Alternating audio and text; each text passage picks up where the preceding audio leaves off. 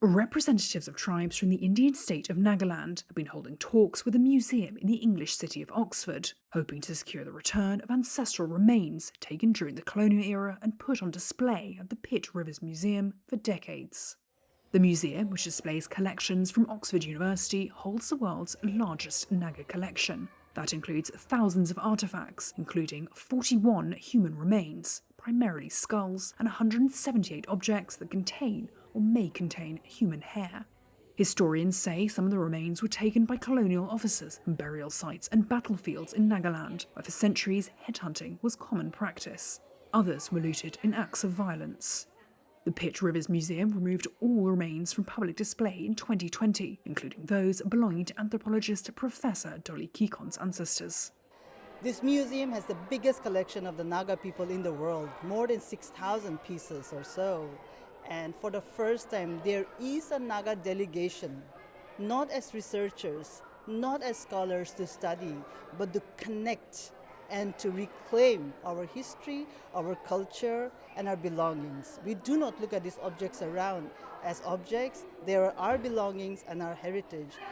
Vihuto Asumi, the president of the tribal body Sumi Hoho, is part of the delegation. We thought that our ancestors who were taken away far from home in a foreign land, we believe that their souls are restless. They have to find peace. They deserve a graceful and honorable homage back home. And so for that we came to claim their remains here.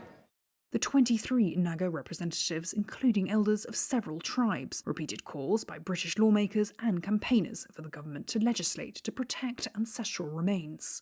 But museum director Laura van Broekhoven said the timing of the return of the remains was still uncertain due to the bureaucracy involved. The museum is also in talks with other groups to facilitate more items being returned. It was also really clear that the people that we were working with, a lot of indigenous people, have been telling us, and us being Europe, I suppose, and all the museum worlds, already for over 100 years really, that they do not want to be put on display like this. They don't want to be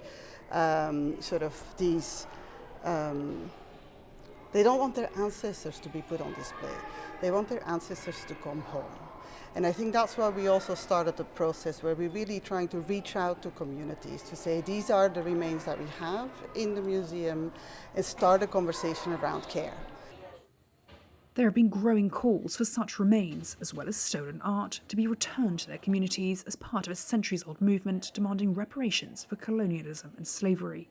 Skulls and other body parts were often brought from Asia, Africa and elsewhere to former colonial powers as trophies to be traded, displayed or studied.